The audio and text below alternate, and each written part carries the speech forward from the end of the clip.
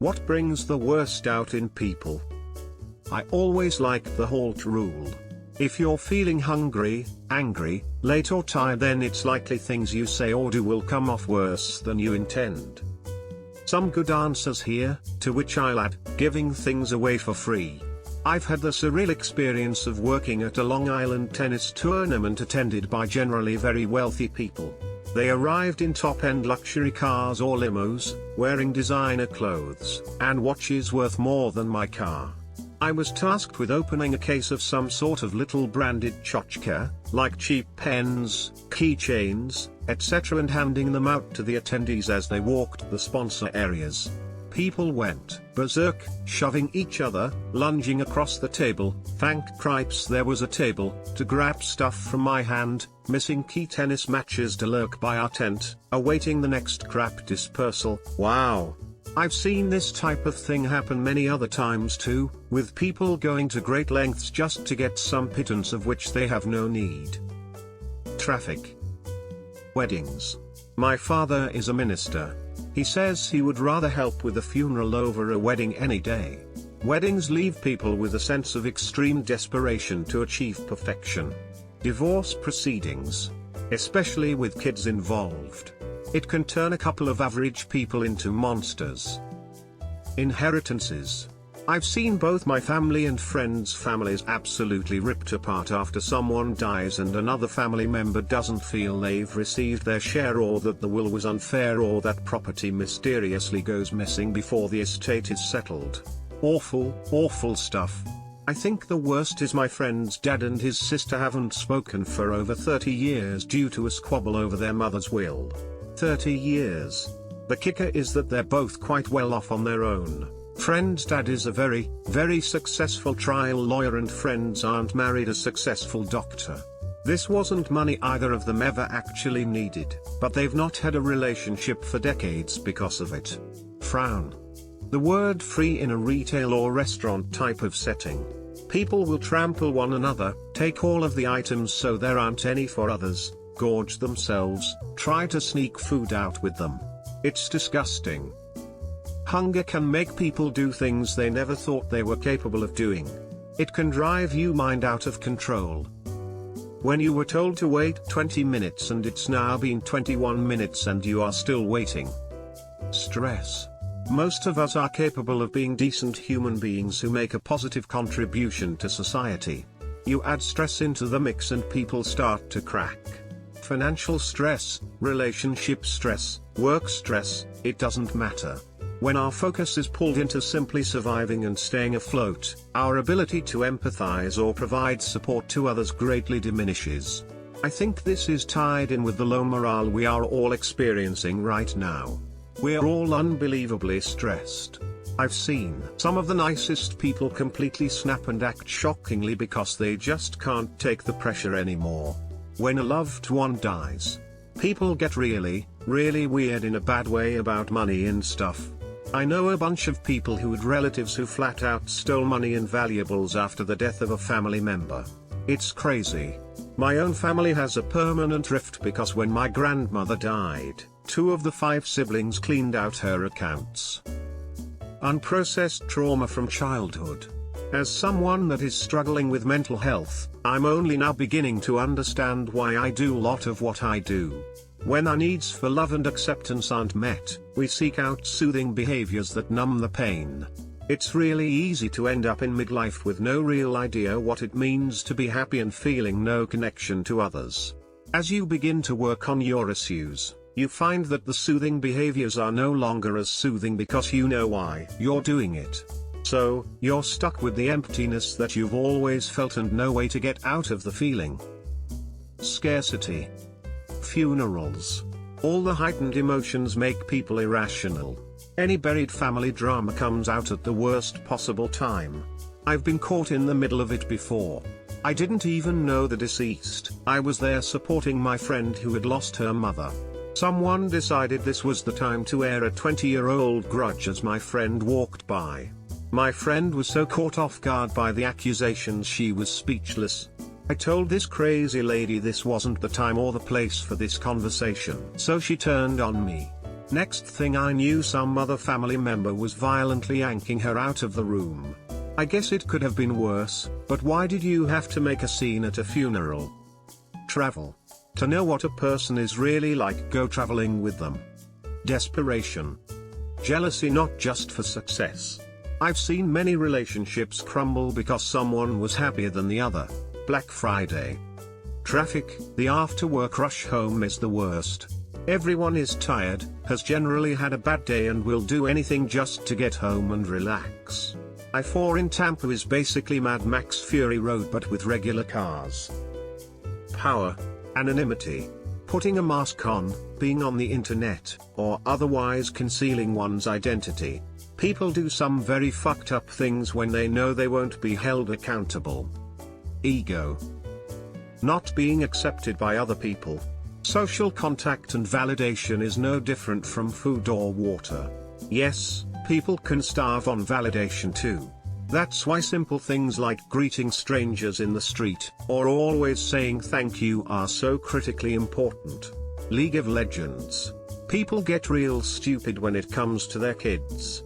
The "my baby can do no wrong" attitude when your child is fucking shit up needs to stop. Money. The moment money is involved, a person's true nature comes out, and most of the time it won't be pretty. Pain. But at the same time it can bring out the strength you never thought you had, too. Echo chambers. It is easy to dehumanize people who are different than you when you never spend any time interacting with them. Entitlement. Cocaine. Mario Kart, Monopoly, basically any game where you can really fuck over your friends and family. Death in the family. Nothing draws the worst of the worst extended family out from under their rock like the prospects of free shit. A pandemic, obviously. Thinking they're being cheated. It almost makes me want to stop doing games in class, because if there's two teams, both teams always complain that the other team has some sort of unfair advantage. In reality, neither team understands the true length of the minute and thinks they're being cheated on time. Politics. Parking. Diarrhea. Politics. Politics. Money. The poor want it, the rich use it, and the inheritors will kill over it. Bullying. I got bullied a lot in primary school.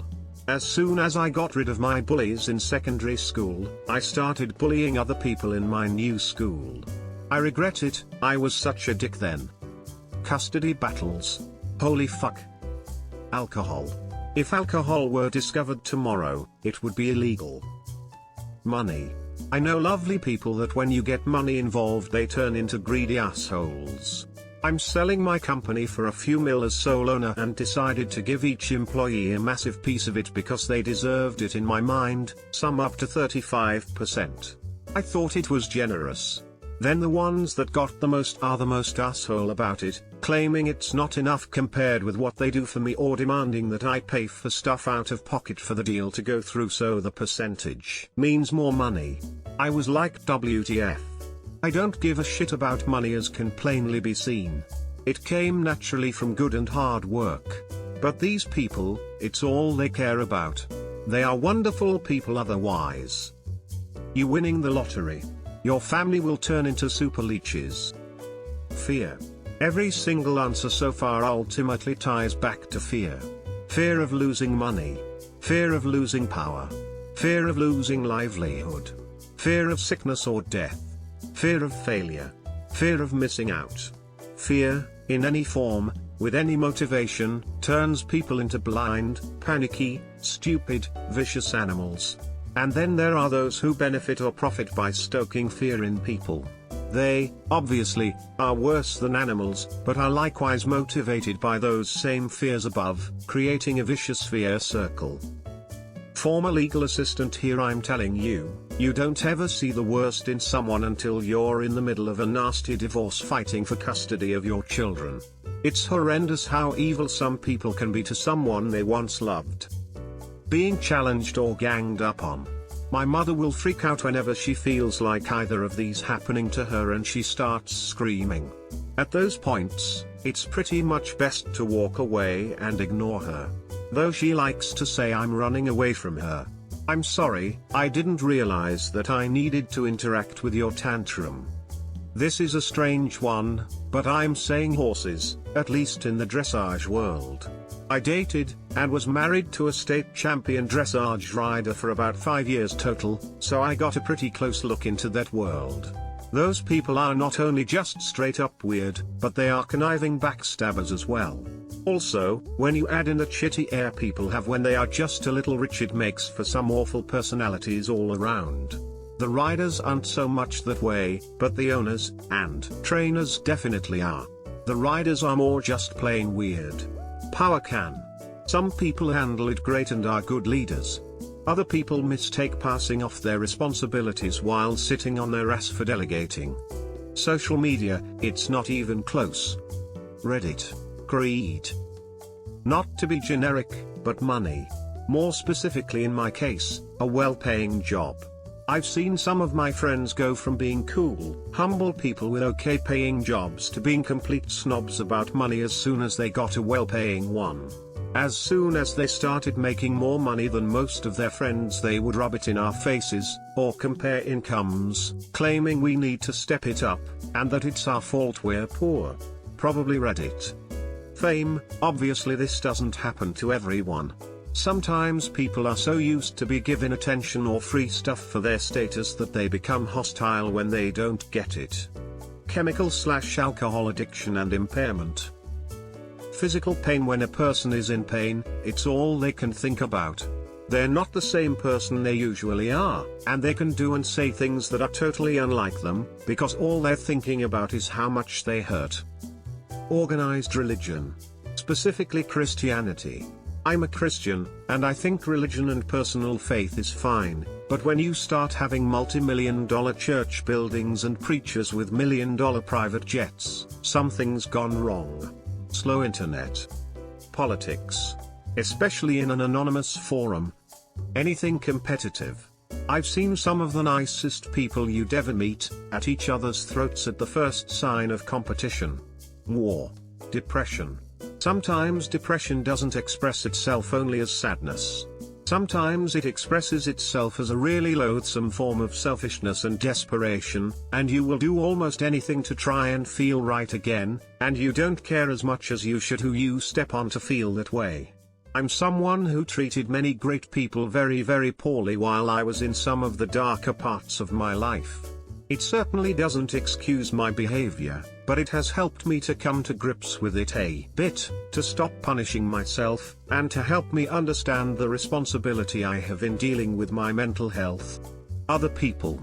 No matter how much of an asshole you think you can be when you're alone, when you're around other people whose assholery is even slightly aligned with yours, there's an amplification effect.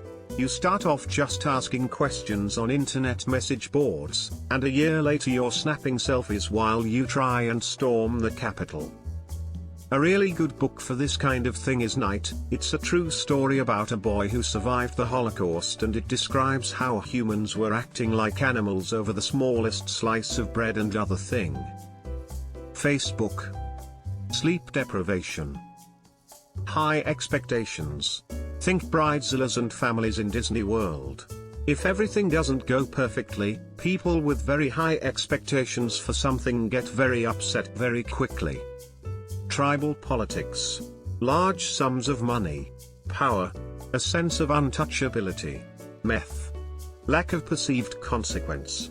If people think they can get away with something, with no repercussion, they will do it no matter how morally objectionable they say it is in public. Slow or no internet. Source: I work in IT. Addiction. Economic insecurity, feelings of marginalization either through class, race or gender, and overall isolation from community. Being bombarded with constant marketing and messages that make you feel like you aren't doing well enough and need to constantly improve yourself.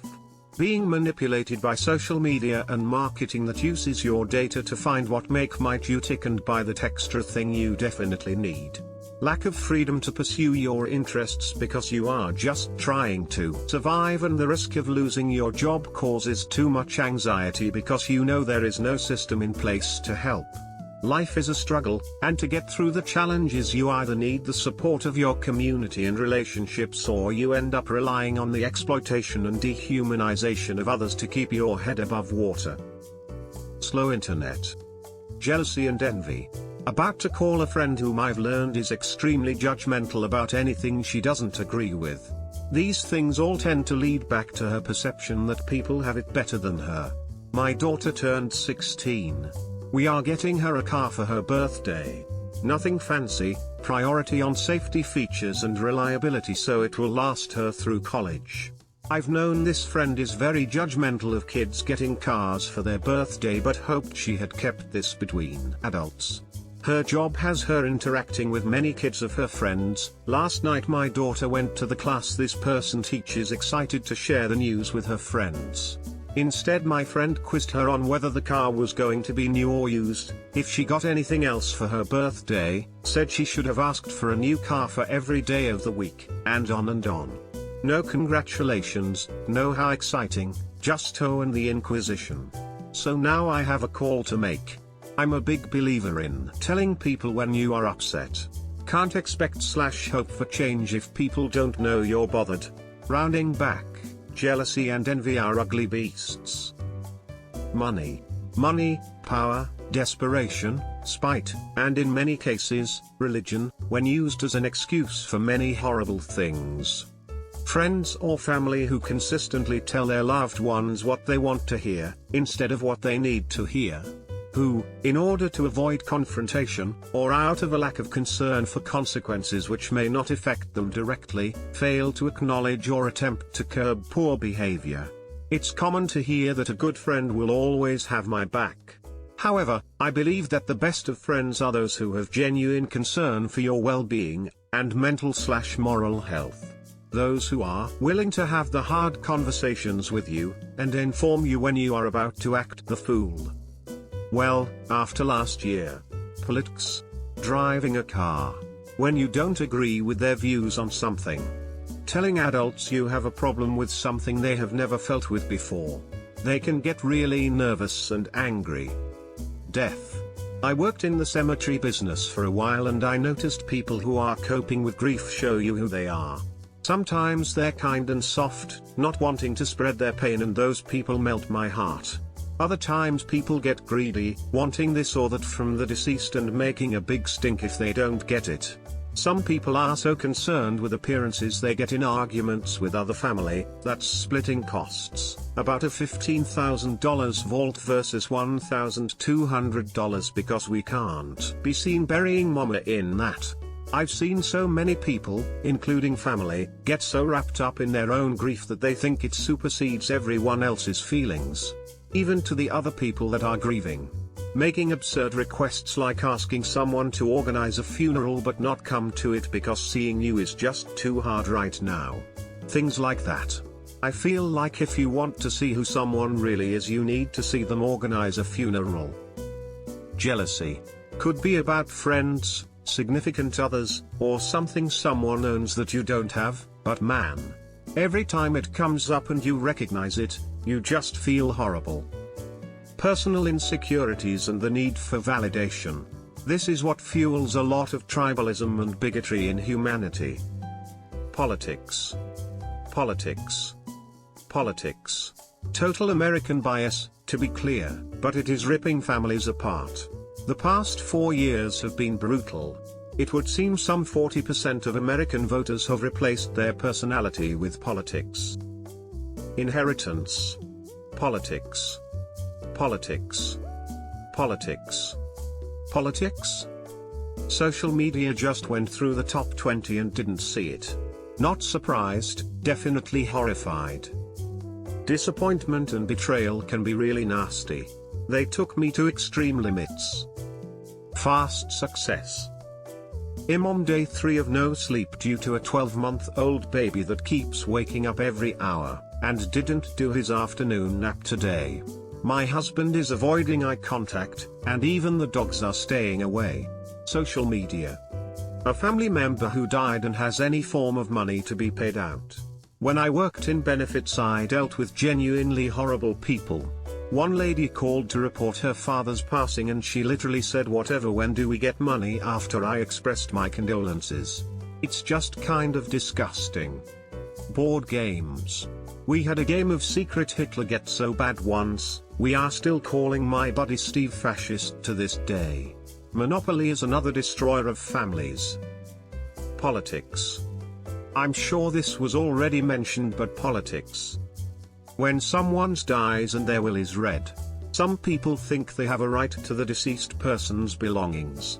You don't. The stuff belonged to the dead person and they can do with it what they want. Religion and politics. Money. Period. It is truly incredible how some people change when they want to get more of it. Especially when your relatives live in a third world country, and you live in the US, which they think means that you are sitting atop of riches, and so they automatically assume that they are entitled to you helping them out by sending as much of it as possible. Sometimes, that'll also be the only reason they call you / they will only call you to ask about money. Happy birthday. By the way, when are you sending the next cash deposit? They won't believe that you are actually busting your ass to get that $100 that you sent them, and then also think that you are hoarding all the wealth for yourself while only sending them the spare change. Needless to say, my father's side of the family left me absolutely disgusted. Religion. Full stop. Holidays. Everything is great until someone doesn't get what they want. Whether that is a gift or someone coming home, or not cause of COVID, for a holiday, someone is going to get pissy. Just money. We could be living as simple country folks in fantasy land where we trade what items we have for other items. Like a fantasy video game without the monsters. I dream of this every day. Politics. Their own egos. Politics and religion.